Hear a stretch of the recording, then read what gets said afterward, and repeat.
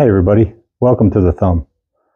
Kind of a rainy day today, not much else to do, but I noticed I had some problems with woodchucks, among other animals, but yeah, so I'm going to try to get rid of them. I'm going to show you something that works. First I'm going to show you how to set a conibear trap. So what we have here, this is a conibear trap. This is in the unloaded position. What you have is I guess you might call this a trigger, and then whoa, yeah, and then the other part of the trigger, and then obviously springs to, but these springs are pretty hard to, I've heard people can do these bigger ones by hand, but I can't. They're a better man than me. You can buy these tools, but I don't know, for whatever reason I just made this one. But what you got to do is just, you got to load these springs, and then there is a little I don't know what you call it, safety latch maybe. And this is the biggest thing, is you just got to think before you do anything. Just don't just start grabbing things willy-nilly, because you sure don't want to get your fingers stuck in there. And when you have it up kind of higher, keep it away from your body and just kind of study it, and just make sure you don't do anything dumb. Oh, you guys can't even see that, can you? Oh, there. But anyway, yeah, so I'm probably almost a little too cautious when it comes to doing this, because I just do not want to get my finger stuck in there. Or your whole hand. This one's kind of wore out or something. There it goes. Okay.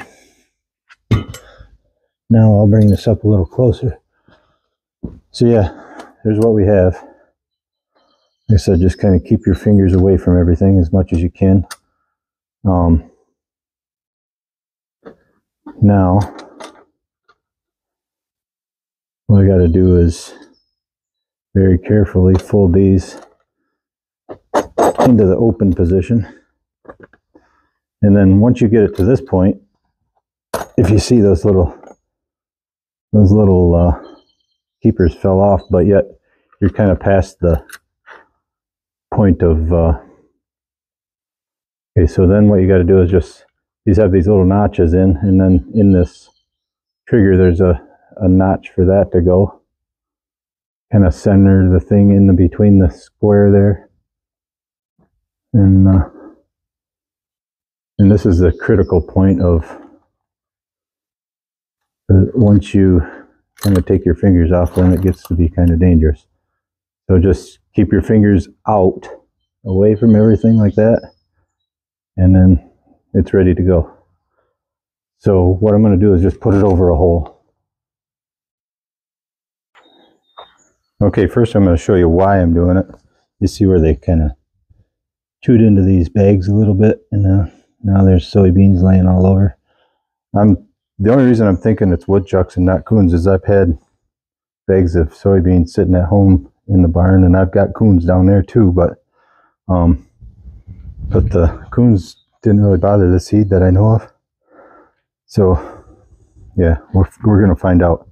Anyway, so there was a hole here where these rocks are, so I've kind of filled them in with a couple of rocks, and this is another hole that's underneath. There's some concrete over there and boards and stuff.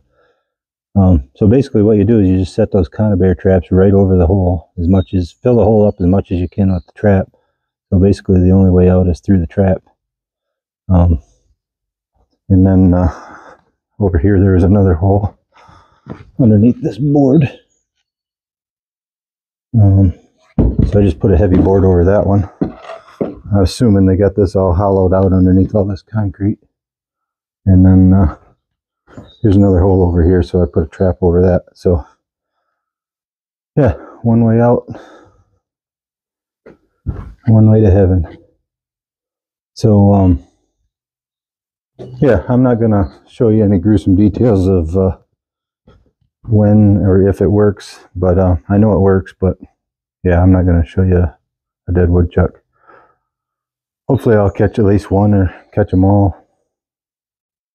Usually you just keep doing this until you go for a few days without catching them, but pretty safe bet that even this afternoon there'll be at least one of these traps will be tripped and have a woodchuck in it. So I guess wish me luck.